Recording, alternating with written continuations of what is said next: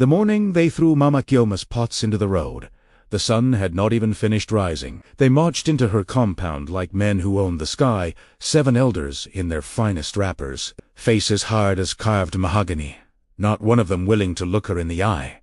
They called her cursed. They said a woman whose husband dies before his time has something dark in her blood. They said the farmland, the goats, the compound, none of it could belong to a curse. And when she fell to her knees on the red earth and begged them, when she pressed her palms together and pleaded with the raw, broken voice of a woman who had already buried her husband and already wept herself to nothing, not a single one of them stopped walking. Her daughter, Adeus, 16 years old, and as slender as a palm frond in the dry season, stood in the doorway of the only home she had ever known. She watched them carry out her mother's baskets.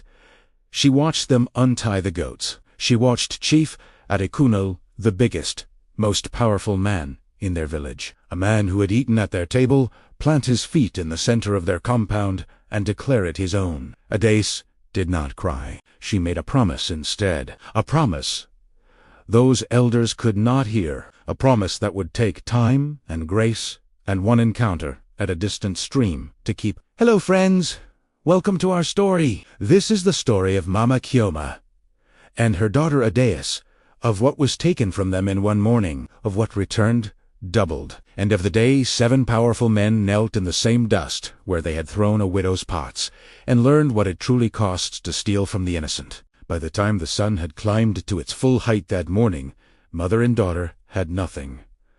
Not the compound, not the yam farm that spread behind it, green and heavy, almost ready for harvest.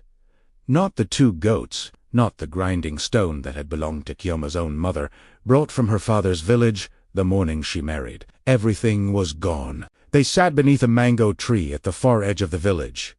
The tree that stood in unclaimed land, the tree that belonged to no one, and therefore to the desperate.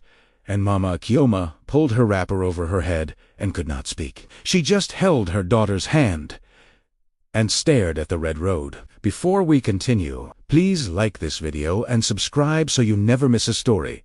And tell us in the comments, where are you watching from today? To understand what happened that day, you must first understand the village of Udo. And you must understand Chief Adekuno. He was not born the most powerful man in Udo. He became it, slowly, deliberately. The way a python becomes master of a forest by being patient enough and hungry enough to swallow everything in its path. He was perhaps 60 years old, with a face that might have been handsome once, before the years of scheming had hardened it into something colder. He wore his chieftaincy beads like armor. He moved through the village as though the earth owed him something for the privilege of holding his weight. He had 3 wives, a large compound, and more farmland than any single family could work in a season. But Chief Adekuno wanted more. He always wanted more. The late Obafune, Kyoma's husband, had been a quiet man, a kind man, a farmer who worked his land before sunrise and thanked the soil when the harvest was good. He had no enemies that anyone knew of. But he had something Adekuno wanted. The farmland that Obifune's father had left him was some of the most fertile ground in Udo red clay, mixed with deep black soil near the edge of the stream, the kind of land that gave yam and cassava without complaint, year after year, season after season. When Obifune died, suddenly, a fever that took him in 3 days, Chief Adekuno wept the loudest at the burial.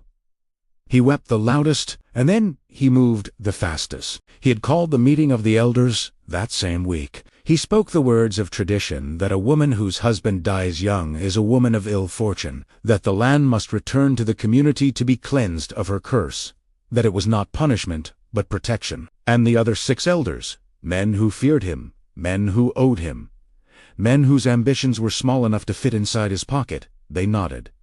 They agreed, and together 7 men destroyed a woman and her daughter in a single morning. Now, Mama Kyoma, you must know who she truly was. She was perhaps 42, though grief had added years to her face that had not yet reached her bones. She was tall, with hands that had known work all her life, hands that could plant a full row of yam seedlings without stopping, hands that could cook and carry and comfort and never ask for rest. She had loved her husband simply and faithfully. She had raised her daughter in a home full of laughter and prayer, and the smell of pepper soup on cold evenings. She was not a woman who asked the world for much. She asked only to be left alone to do what she knew: work, love, endure. And her daughter, Adaise, was the kind of girl who made strangers pause, not only because of her face, though her face was something still and luminous, the kind of face that held light even in shadow, but because of how she moved and how she spoke. She was quiet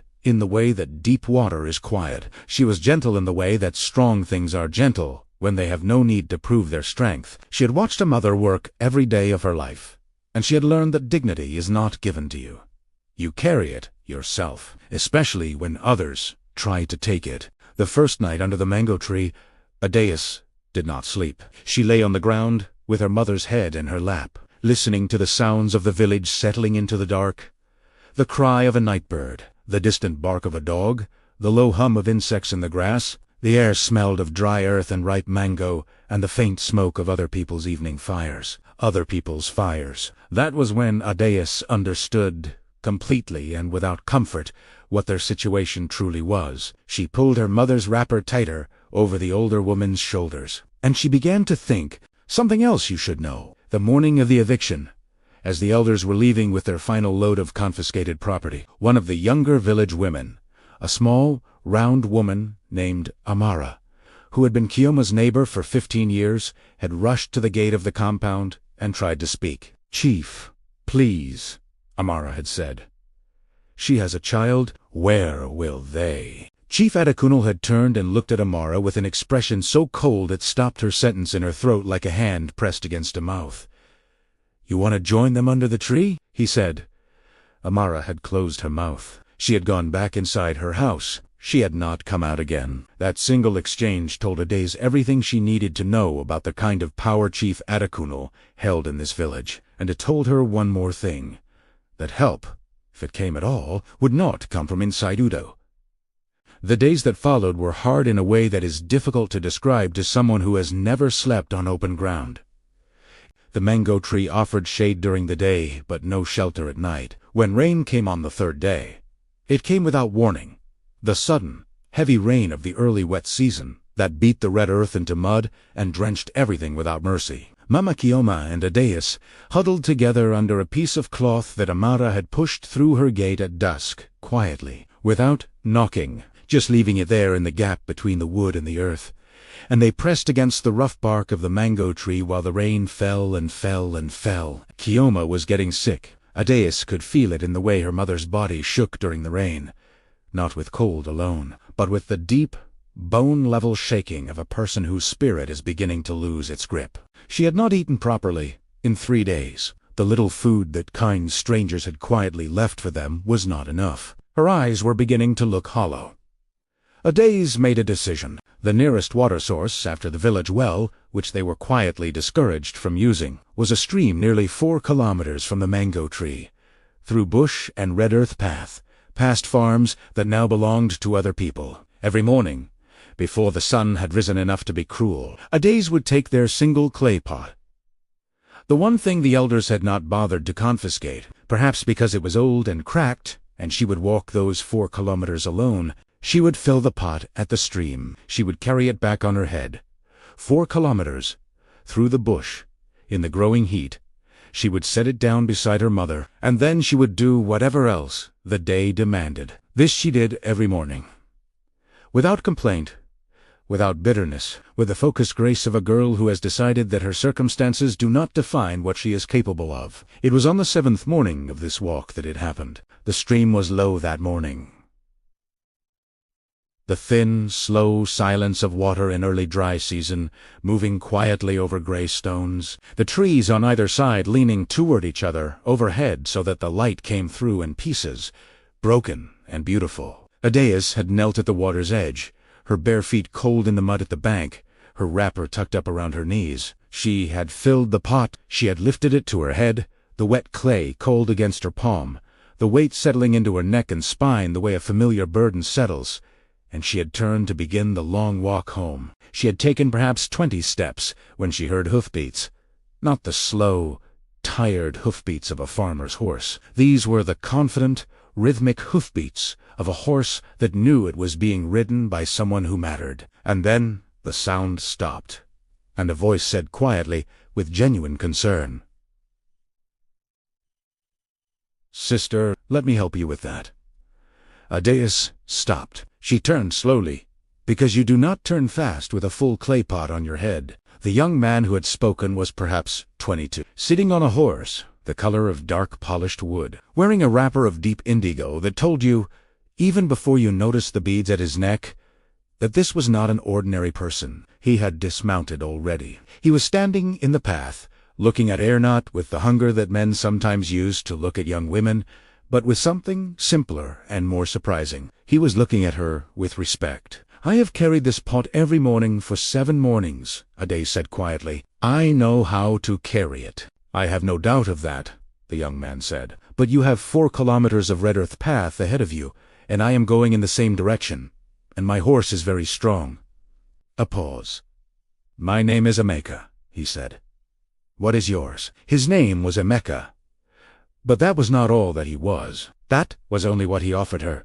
The name without the title, the person without the position, the way that people of real quality sometimes introduce themselves when they want to be known as a human being first and a powerful one second. Adais did not know, as she carefully lifted the clay pot from her head and allowed him to strap it to the side of his horse, that Emeka was the only son of King Obiora of the Udo kingdom, the king whose palace sat 12 kilometers to the east, whose name was spoken with reverence in every village in the region, whose word was law from one river to the next. She did not know, and so she spoke to him plainly, and walked beside his horse on the red earth path, and answered his questions without the trembling that power usually puts into people's voices. He asked her why she was fetching water so far from any village, and she told him.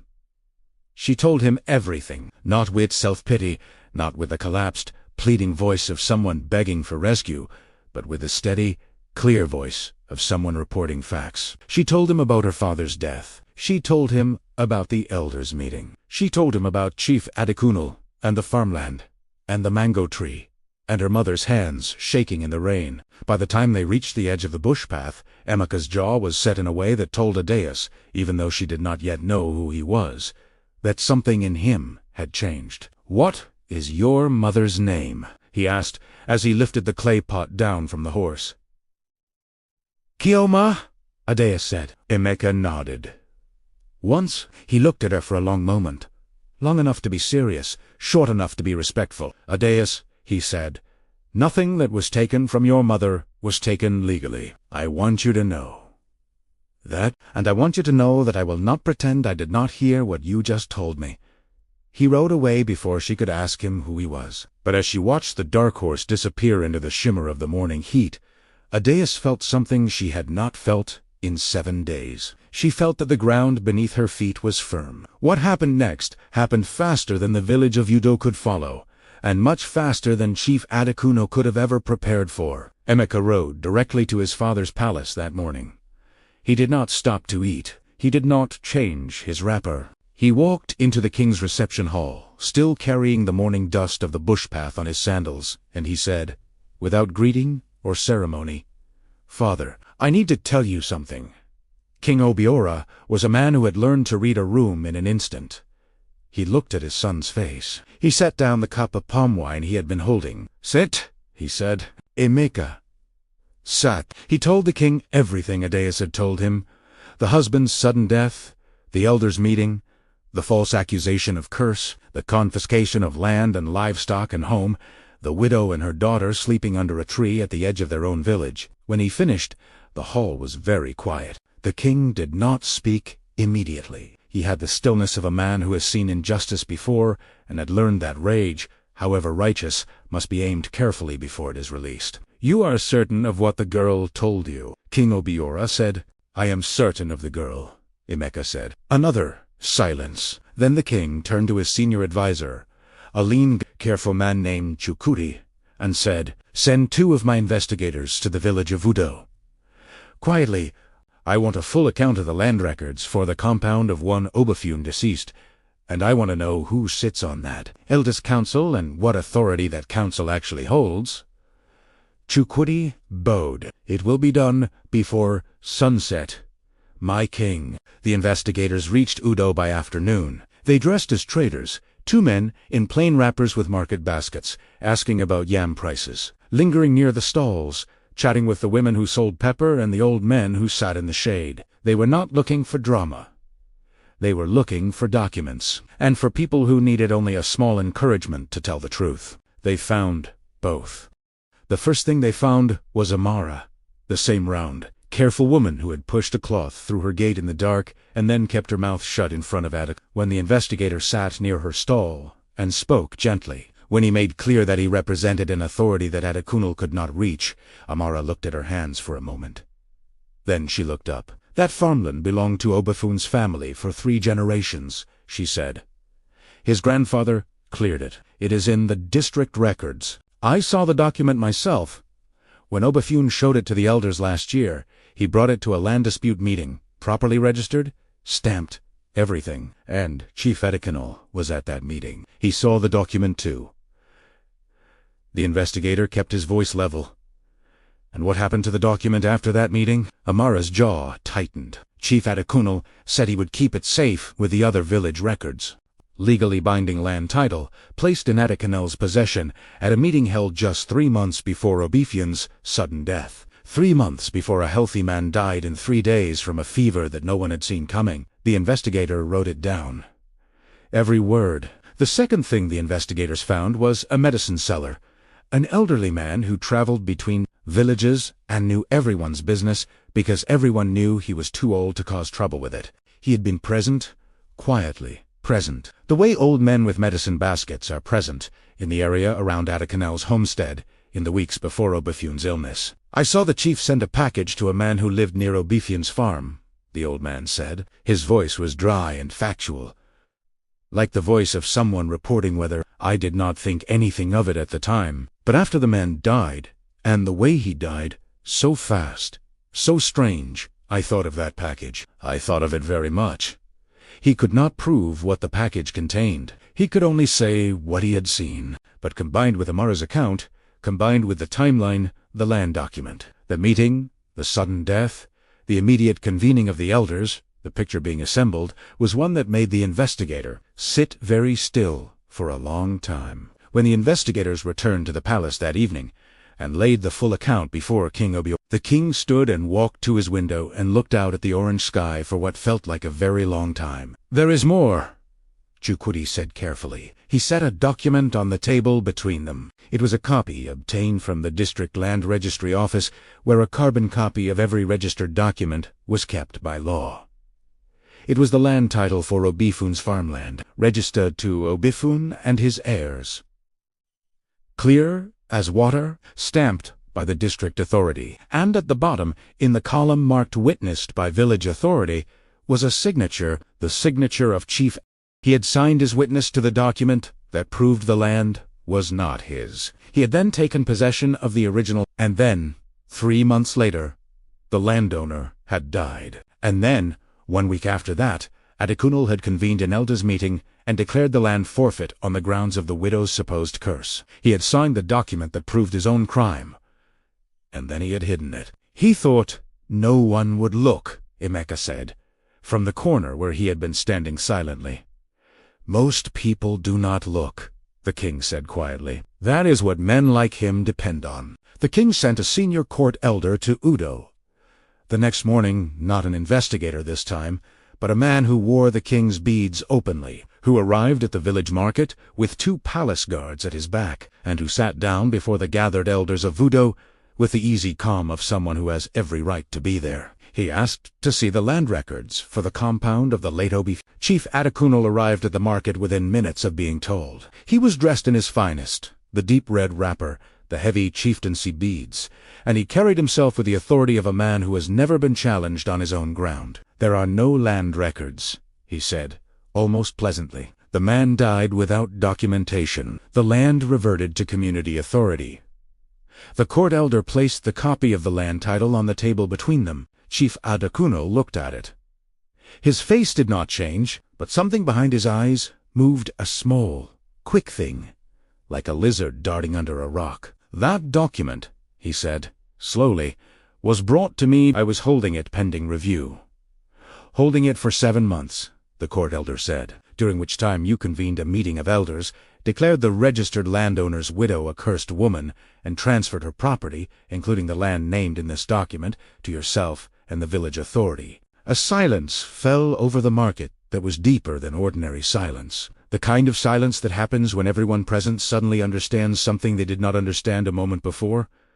The women selling pepper had stopped selling. The old men in the shade had stopped talking. Even the flies seemed to pause. Chief Adekuna looked around at all of them, and for the first time in many years, his face was uncertain. That same afternoon, a message came to Mama Kioma under her mango tree. A messenger, a young boy, sent by the court elder, arrived with a folded note and a small parcel of food wrapped in broad leaves that smelled of groundnut and warm rice. The note sighed in careful handwriting. Your situation is known by those with the authority to correct it. Be patient. Kioma read it twice. She pressed it against her chest and closed her eyes. She exhaled, slowly, fully, for what felt like the first time in days. Is it over? Adeza asked. Not yet, Kioma said softly, but someone is listening. And Adeza allowed herself, just for a moment, to feel something close to relief. The knot in her chest loosened slightly. The tight, careful vigilance she had been carrying since the morning of the eviction relaxed. Just a fraction. But the next morning, that relief shattered. Word came to Adeza through Amara whispered at the gate in the grey pre-dawn. Amara's face close and urgent that Chief Adikunel had spent the night calling in his debts. He had gone to 2 of the most senior figures in the regional council. Men who were not from Udo but whose political authority sat above the king's local messengers. Men old enough and cautious enough to prioritize their own comfort over justice. He had reminded them of favors owed. He had spoken about stability, about not letting palace interference override village customs, about what precedent it would set if a king's court could override a council of legitimate village elders. And those 2 men, careful, comfortable men who did not want the trouble, had sent a letter directly to the king's palace. The letter said that the matter of Kioma's land was an internal village affair, that the elders of Udo had the right and the authority to manage their own property disputes, that the palace should, respectfully, withdraw its interest. When Emeka read the letter, his hands went very still. They are protecting him, he said. Men like Adekunle always have other men protecting them, King Obiora said. That is how they survive for so long. So what do we do? The king looked at his son for a long moment. We do not fight political letters with political letters, he said. We go ourselves. You and I, we go to the village, in public, in the open, and we let the people see. Before the king traveled to Udo, Chukwudi brought him one more piece of information.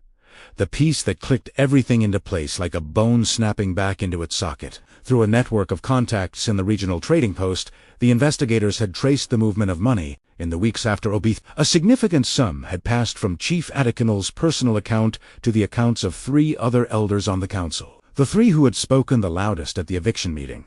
The 3 who had stood shoulder to shoulder with Adekunle. As he declared Kioma cursed, he had paid them.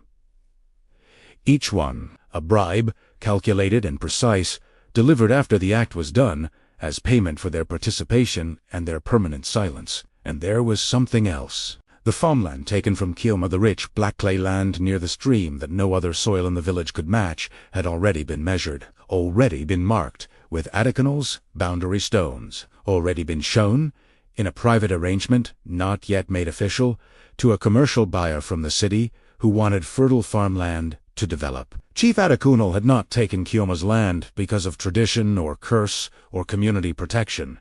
He had taken it because he intended to sell it. A widow's ancestral land, a daughter's inheritance. He had looked at it and seen nothing but money, and then he had built a story around it, a story of curse and tradition and community authority, because he knew that story would not be questioned. He knew it would work because it had worked before. Chukwudi paused. There was one more thing. My king, he said, choosing his words carefully. The medicine seller's account, the package delivered near Obithion's farm in the weeks before his illness. The king said nothing. Ewaited. We spoke to the man who lived in that house. He is no longer in Udo. He moved away after the death, which was itself a reason to find him. He says he received the package from Adekinal's household. He says he was told what to do with it, and was paid to do it. He says Chukudi stopped. He pressed his lips together for a moment. He says Obifun's death was not from fever alone. The room was absolutely still. He cannot be compelled to testify publicly, Chukudi continued. He is frightened, but I believe him, and the timeline speaks clearly. When Adekinal looked at that farmland and looked at Obifun, a quiet, good man who had already refused to sell, he made a decision. A calculation. He decided that removing the owner was simpler than negotiating with him. The king stood. He did not move for a long time. The silence around him was the silence of a man reaching for restraint because what he truly wants to do would not serve justice. Then he said, quietly, "Prepare the palace guard. We leave for Udo at dawn." The morning King Obiora arrived in the village of Udo. He did not announce himself in advance. As simply came 12 palace guards on horseback, riding in a line that raised red dust from the road like a slow wave. The king himself in the center, wearing white, his beads at his neck, his face expressionless and completely, terribly calm. And beside him, Emeka, who had been to this village once before, in plain clothes, to help a girl carry a clay pot. The village turned out to watch because a king arriving without announcement always means something has happened. People came to their doorways. The market stalls went silent. Children pressed to the sides of the road and stared with wide, still eyes. And under the mango tree at the edge of the village, Mama Kioma sat up straight and looked at the road. The king's guards summoned the elders to the open meeting ground at the center of the village. All 7 of them were brought forward, some arriving quickly, some arriving slowly, each face carrying a different calculation. A chair had been placed for the king in the center of the ground. The people of Udo gathered in a wide, silent circle around it. No one had told them to come. They came because some things call people without needing a voice. Chief Adekunle arrived last. He was still dressed well. He still carried himself with the weight of a man used to being the largest presence in any room. But his eyes, as they swept the crowd and found the palace guards at every exit of the meeting ground, were doing something quick and private and unpleasant behind the composure of his face. The king spoke first. His voice was unhurried and clear, the kind of voice that does not need to raise itself to fill a space. "We are here," he said, "to speak about the land and property of the widow, Kioma, wife of the late Obifun, citizen of this village. There is a registered document, a land title that bears the signature of the chief elder of this village as witness. I would like the chief to explain to this community what happened to that land after the document was signed." All eyes moved to Adekunle.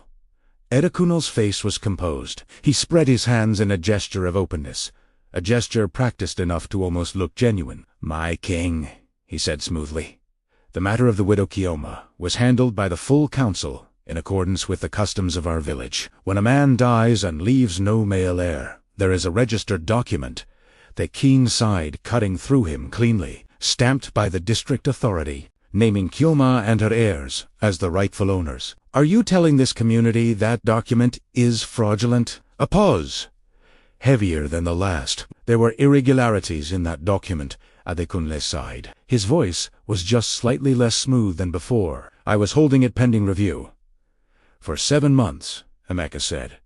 From where he stood beside his father, he was not shouting. His anger was so controlled, it had become something quieter and more dangerous than rage. It had become certainty. "You held it for 7 months, while a woman and her daughter slept on the ground." "I was not aware of their sleeping arrangements," Adekunle said. "You walked past that mango tree every morning," said a voice from the crowd. People turned. It was Amara Small, round Amara, who had been silenced at a gate not long ago by a single cold look. She was standing in the circle now, her hands clasped in front of her, her chin lifted. "You walked past them every morning." "Chief," she said, "every morning, and you never stopped." Something shifted in the circle around them, the shift of a crowd that has quietly, collectively, made up its mind. Adekunle looked at Amara for a moment with the expression he had used on her before, the cold, quiet. But Amara was not looking away this time. The king was watching. The crowd was watching, and the cold expression had nowhere to land. "I may have handled the situation," Adekunle said, slowly, with more speed than sensitivity. "I acknowledge that. It is possible that a softer approach to the widow's case would have been appropriate." He paused. "That is something I am willing to discuss." "A softer approach," Emeka repeated. He looked at his father once, then back at Adekunle Chief. "We have your signature on the land document. We have testimony that you paid 3 members of this council after the eviction. We have a witness who places a delivery from your household near Obafune's home in the weeks before his illness. I am asking you here, before your king and your village, what did you do?" The silence that followed was the loudest silence the village of Udo had ever heard. Adekunle looked around the circle. He looked at the elders beside him. 2 of them had already shifted slightly away from him, the way that men who have backed the wrong side shift when the tide turns, trying to make themselves smaller, a little more separate. He looked at the king. He looked at Emeka. He looked at the ground. "I wanted the land," he said, finally. His voice was stripped of its performance. Quiet, bare. The voice of a man who is out of moves. The land was valuable. I knew it. Obafune would not sell. He had been approached. He refused. And when he died, he stopped. When he died, Emeka said, very quietly, "You moved quickly." "Yes. And the document you signed as witness. The document that proved her legal ownership. You kept it." "Yes." "Why?" A longer pause. The pause of a man calculating whether there is any version of the truth left that still protects him. Because without it, Adekunle's side, there was no proof. Ades had been standing at the edge of the circle with her mother's hand in hers. She had been silent through all of it. Through every denial, every deflection, every small, careful, partial admission. But at this moment, at the moment Chief Adekunle admitted that he had hidden the proof of her mother's ownership with full knowledge, full intention, full calculation, something moved through Ades that was not anger and was not tears. It was something cleaner and colder and more final than either. She stepped forward. The circle opened for her, the way circles open when someone carries a certain quality of purpose. She stood before Adekunle and looked at him not with hatred, but with something that is in some ways harder to receive than hatred. She looked at him with complete, clear understanding. "My father was a good man," she said. Her voice was steady as still water over stone. "He worked that land with his own hands. He fed this village from that land in the hungry season. He never cheated anyone. He never stole anything from anyone. He asked for nothing except to be left alone to care for his family." She paused, and in the pause the only sound was the wind moving through the leaves above them. "And you looked at what he had built, and you decided it belonged to you. You decided his death was more useful to you than his life. And then you called my mother a woman who never wronged you, a woman who cooked for this village and prayed for this village. You called her a curse. You took her grinding stone. You took her goods. You watched her sit under a tree in the rain. You walked past her every single morning. Her voice did not rise. It did not waver or break. There is a name for what you are," she said. "Every person standing in this circle knows that name. We have always known it, and you will carry it now. Not the title, not the beads, not the red wrapper whose T-name, and that name will follow you to the end of your days. If this story is moving you, subscribe now. The ending will change how you see everything." The king rose from his chair. When King Obiora stood, you felt it not because of his height, though he was tall, but because of the quality of stillness that surrounded him when he moved. The stillness that comes from a man who is governed long enough to know that the most powerful things are often the most quiet. "Chief Adekunle," he said, "by the authority of this throne and the laws of this kingdom, I am declaring the confiscation of the property of the late Obafune and his wife Kioma null and void. The land title stands as registered, the compound, the farmland, and any livestock or property that can be recovered shall be returned to the widow. Kioma and her daughter Ades with interest for every month, they were denied the use of what was rightfully theirs." A sound went through the crowd, not cheering, exactly, but something that sounded like air being let back into a space that had been holding its breath. Furthermore, the king continued, the chieftaincy title and position of Chief Adikunal is suspended, effective immediately, pending investigation by the district tribunal into the full circumstances of this matter, including the circumstances of Obefian's death. Adikunal's beads seemed heavier on his neck at that moment. He did not speak. He stood very still, like a man who has finally realized that the ground he built his life upon was always sand. The two regional elders who had sent the political letter to the palace were not present, but a copy of the king's ruling would reach them before sunset, and they would know, as men of calculation always know, when a side is lost. The three village elders who had accepted Adikunal's payment were called forward by name. They would face the tribunal. Each one, as he stepped forward, could not quite find a place to put his eyes. Then the king turned, and walked himself, not a messenger, not a guard, but the king himself, across the open meeting ground to the edge of the circle where Mama Kioma was standing. She had not moved from where her daughter had left her. She was standing with her hands at her sides, her wrapper faded from weeks of sun, her feet bare on the red earth of the meeting ground. She was looking at the king, the way a person looks at something they are not certain is real. King Obiora stopped in front of her. He looked at her for a moment. Then he reached into the fold of his wrapper and brought out the land document, the copy with the district stamp, with Adikunal's own witness signature at the bottom, and he held it out to her with both hands. "Kioma," he said, "this is yours. It has always been yours." Kioma took the paper. She looked down at it. Her hands were trembling, not with weakness, but with the trembling that comes after a very long time of holding yourself completely, rigidly, still. She looked at the king's face. She looked at the document in her hands. She looked at her daughter, standing at the edge of the circle, and then Mama Kioma, who had not wept in front of this village. Not once, not even the morning they threw her pots into the road, put her face in her hands, and she wept. Not from grief this time.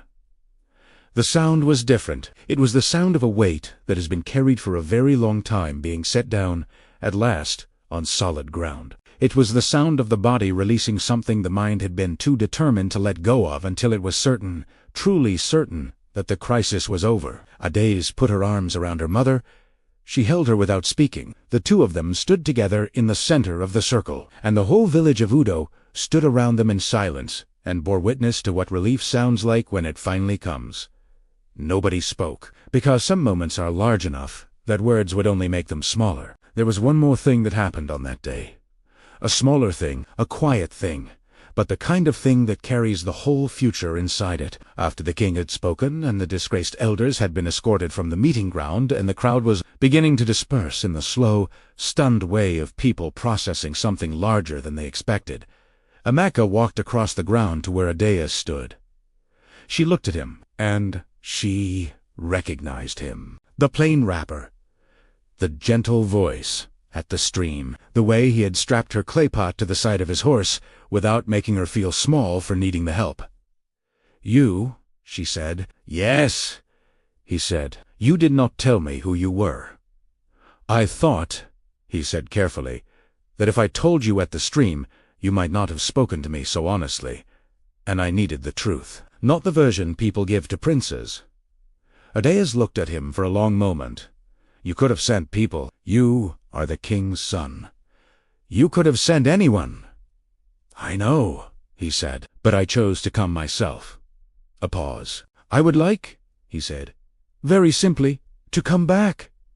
12 months have passed." When the long rains came again and turned the red earth of Udo dark and rich and full of the smell of new things growing, Mama Kioma was standing in her own compound, in the doorway of her own home, watching the yam seedlings in her field push through the soil in long, even rows. The grinding stone recovered from storage at Adikunal's compound where it had been sitting, under a cloth gathering dust, was back in its corner of the kitchen, worn smooth from years of faithful use. The 2 goats had been replaced with 4, as part of the king's restitution settlement. The smell of pepper soup moved through the rooms of the house again in the evenings, slow and warm and entirely hers. She had aged a year, but she carried the year differently than she had carried the one before it. Chief Adikunal had faced the district tribunal. The full account, the land document with his own signature, the bribed payments to 3 elders, the witness testimony about the delivery to the house near Obefian's farm, had been presented before 3 senior judges over 4 days. The tribunal found him guilty of property fraud and corrupt conduct.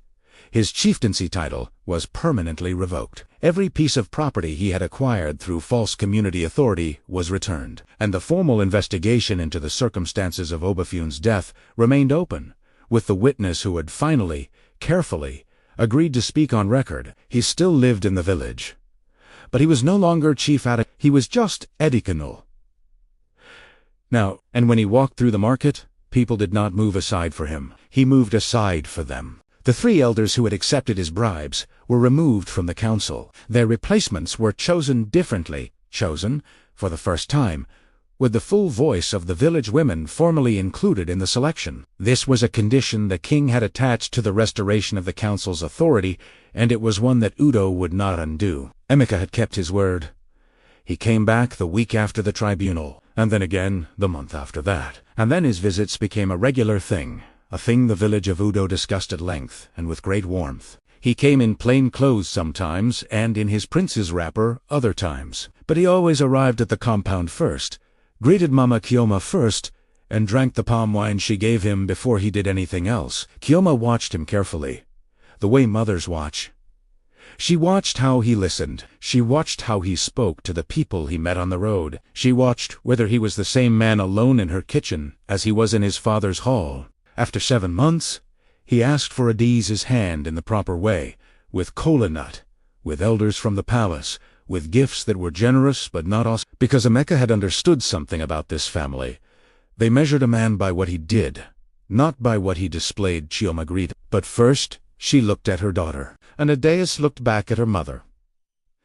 This woman who had sat under a mango tree in the rain and never broken, who had pressed a document to a chest in the open air and held on, who had raised a daughter with the kind of quiet dignity that no elder's decree could confiscate, and she said yes. The wedding was held in Udo. The king himself attended. The feast was laid on long tables in the compound of the late Obefian.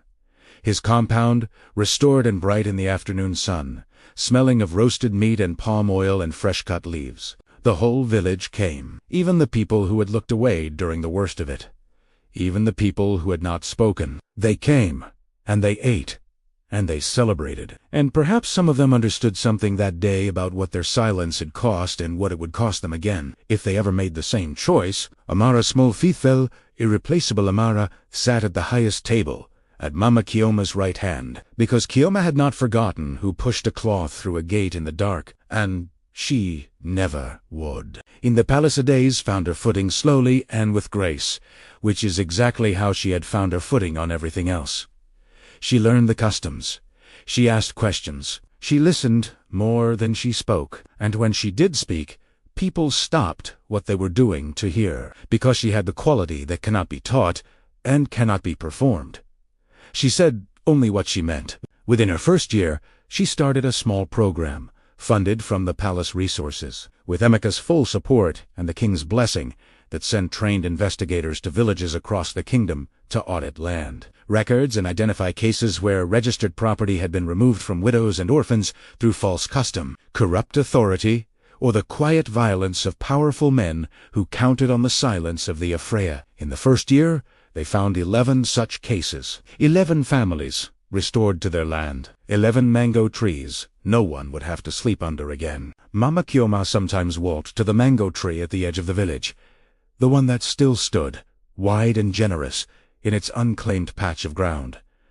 She would stand under it. She would look up through the leaves at the sky, at the light coming through in broken, beautiful pieces. She would stay for a moment, feeling the rough bark against her palm, and then she would walk back home, to her compound, to her kitchen, to her grinding stone in the corner, to the life that had been taken from her and returned, just as justice always promises, even when justice is slow. Because that is what this story knows, and what Chief Adekunal, in all his calculating and all his planning, never understood.